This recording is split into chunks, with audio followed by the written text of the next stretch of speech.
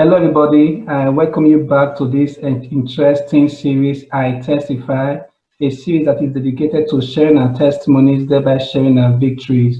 We know in 2 Corinthians chapter 1, verse 4, that the comfort that we have received from God, the purpose for us to share that comfort with others in the same situation. So the more we hear the testimonies of others or the victory God gives to them, that way, we are able to our faith to be built up to receive that same victory from God. Today, I have an interesting guest, a friend of mine, Miga Choi, who will share our interesting encounter with God, how God called her, and though she rebelled at some point, but like Jonah, God brought her back to Himself, and today she is walking with God excitedly and winning souls for Christ. Our testimony will surely bless you. Do well to invite your friends and family to watch this edition with you, and also remember to share this broadcast so that they too can be part of it. And subscribe, like, comment, and if you have a testimony to share, do well to send me an email that is you can find on the description box. Thank you very much for being part of today's edition. So I'll go straight to my guest. Miga, can you Hello, please Daniel. introduce yourself to my viewers? Glad to share with you. Yeah. So, where are you from originally? I come from South Korea, Oh, and nice. I've been here in Germany since I'm 16. Yes, and it's been 13 years now.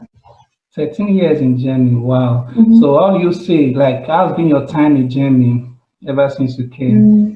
It was not the something like that was good planned immigrantly, because we came to Germany very surprisingly, and it was a wrong decision from my mother that she came here. It was not very good intention of her, but God turned it to good. I mean, He turns every evil to good for the people who loves God. So I eventually gave my life to Jesus when I was 18. Yes. Okay. Well, that's nice. That's nice. So, how did you come about knowing about your call? How did you receive that call to ministry? That was always like this when I entered some church or I involved in some church work, like, and God told me many times that in this church or that other church there is no something like missionary area for people who go for lost people, and that was what God said, and He clearly told me that I have to take this in my hand, and I was supposed to prove by God and like go to the people and talk about gospel and show the love of Christ with some kind of sacrifice like He also gave to me. And was many times like this, but years I never find someone who is willing to do it the same passion, or they were not feeling ready, like, and but God told me to go to some camp, which was like coaching for evangelization, and I was coached intensively in this camp, and I came back to my region. That was why what I started, and also with some group of people to go to street and just do it, and also teach other Christians how to spread the gospel. But when it was coming like very clearly that I was called in some other bigger mission works, I told God I don't feel worthy, and I also had very hard time in my childhood or also in my youth, and also that I was alone in Germany, and the whole situation was like hey God, I do the work for you in a certain grade, but I expect from you that I also take something back from your life. It was like, for me, it's a business, and business relationship is not the sure or some sincere or honest relationship, like you love God or just do it. But God called me, I will heal you in your every hurtings and every wounds. Then you'll be able to love me, and that's why you go for people, lost souls. But I rejected because the call was so heavy for me at the time, and there was also no mentor for me to encourage me or correct me in my lifestyles, and that's what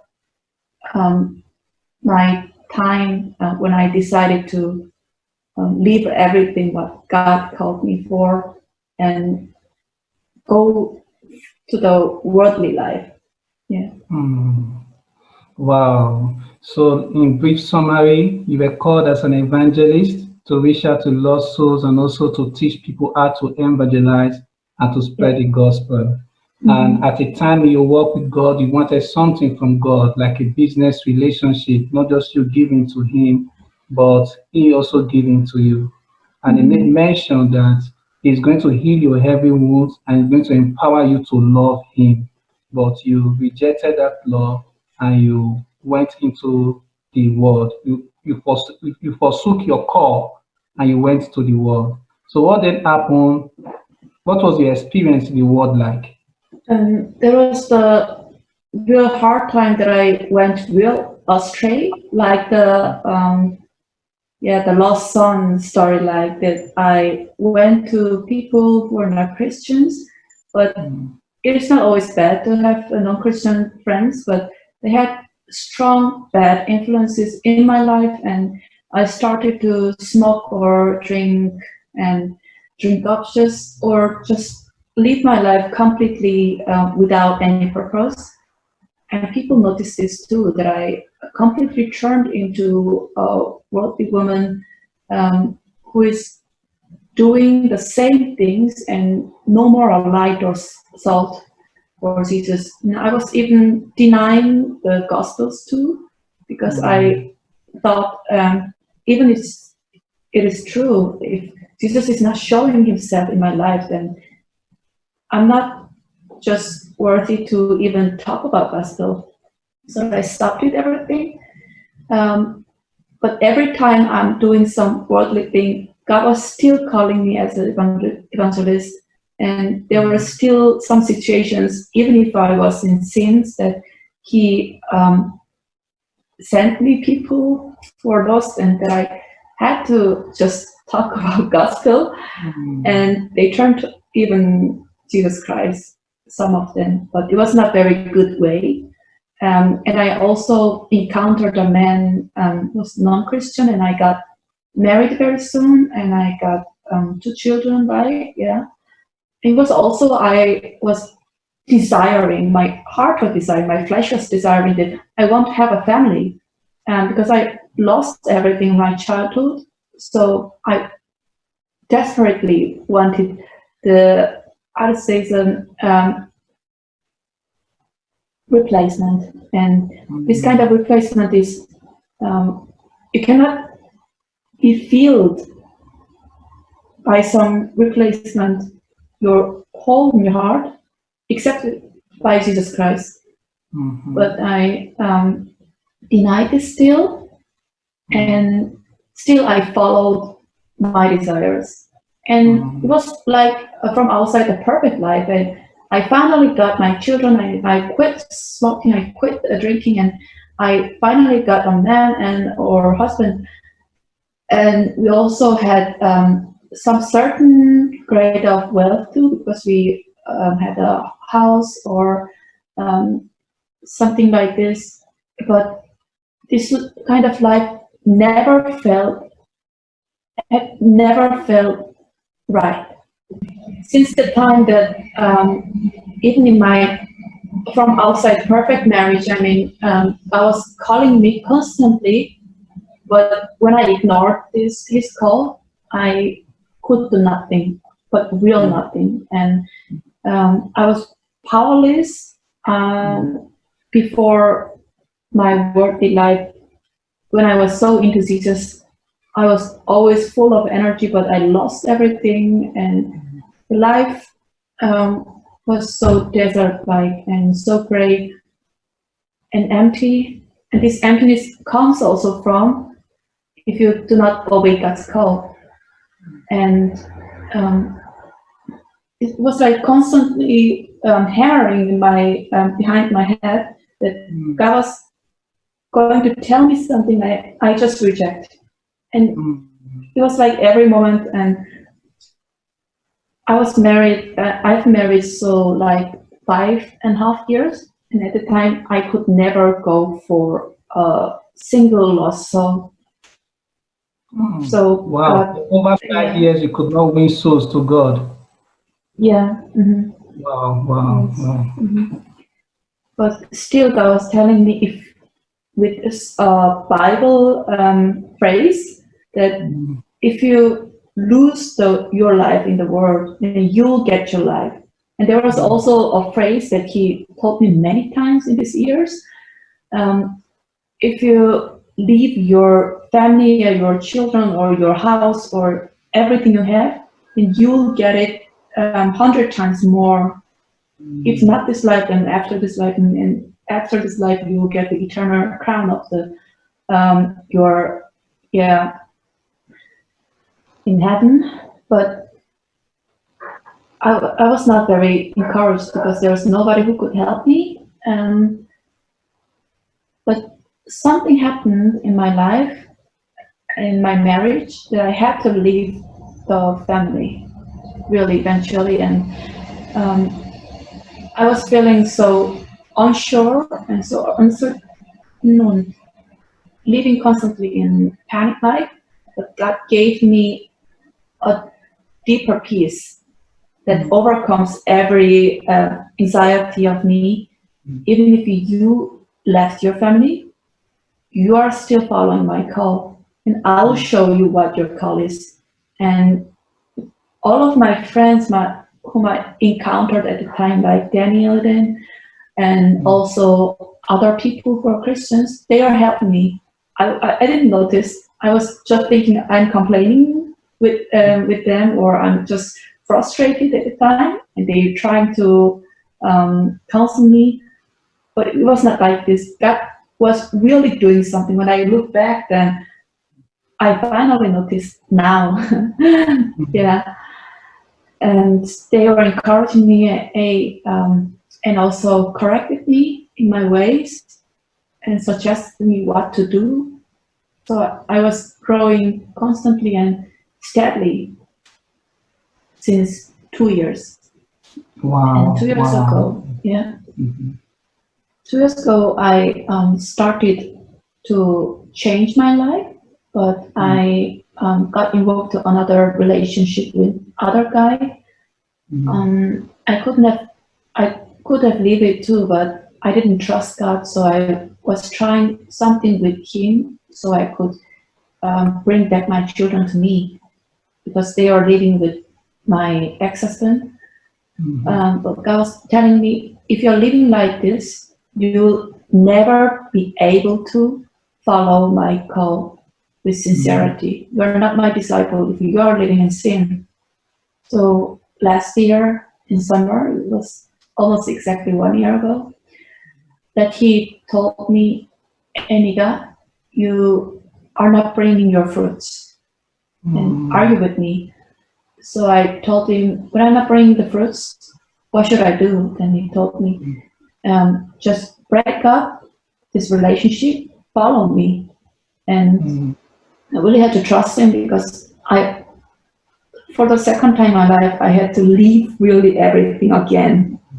But I still chose him. And I also entered in a Christian community, like Campus Connect in my university. And they were also helping me for my decision, and they supported me with every encouragement and God's words. So I could draw the line and It was excellent.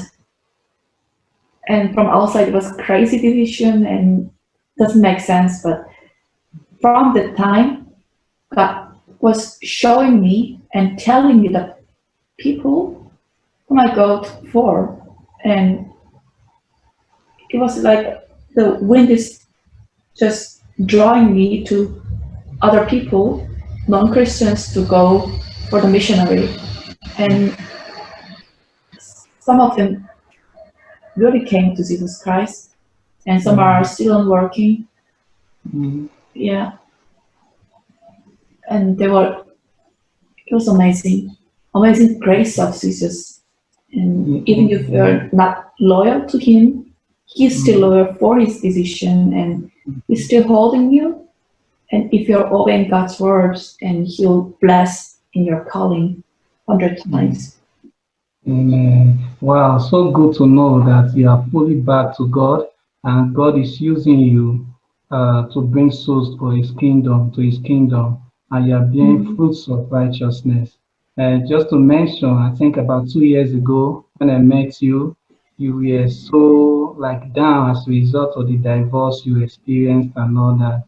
And some years after, I think a year after, I met some guys and I was told that a Korean lady came to preach Jesus to them and invited them to a fellowship. I was like a Korean lady in this school. I think I should know that Korean lady. However, the last time I met her, she was not the one that would preach Jesus Christ. So I was very eager to meet this particular Korean lady. And to my surprise, I saw it was the very same Miga I've always known. And there I saw the power of God. And no matter how low we fall, God is able to lift us up to a place where we can stand before Him without any shame, without any rebuke, and for us to also do that which He has called us to do. That was an amazing testimony, Miga. Thank you very Thank much, you very much. Daniel. There was a time you told me a figure of how many people you brought to Jesus Christ. How many people have you won to Jesus Christ ever since? It was like since I came back to Jesus Christ again, it was like 30 people 30 on the people, street. wow. 30 people on the street. Okay. Have you had a vision of Jesus, an encounter, like a vision? I mean, the encounter of Jesus, that was long ago. I saw the situation when I was in my prayers, that I saw the very situation when my father was hitting my mom and hitting my elder sister, and he was beating up her, so my mother broke her ankle here, on her hand, and she was laying down on the bottom. So I was asking God, why is he showing this situation, that he was going to telling me that Jesus Christ was there. And I saw that Jesus Christ was there in this situation. And we saw broken heart. Then I saw the other vision following this, that when I saw him again, when I decided to accept him as caring friend, that he was spreading out his arms and going to embrace me. And I saw his face only by this, like on his mouth, because he was smiling so shiny that I couldn't say Jesus Christ is so good. No loving, no, it's not like this. He's always loving, and he's going to embrace you, and he's always ready to embrace you. But you have to make your decision, and yeah, it's your choice always. Well, that's amazing how God can welcome us back home after welcome back home. Yeah, yes, it's really like this. Thank you very much, Miga, for sharing your testimony. To my viewers, the gifts and callings of God, they are without repentance. When the Lord gives you any gifts, He doesn't take it back from you.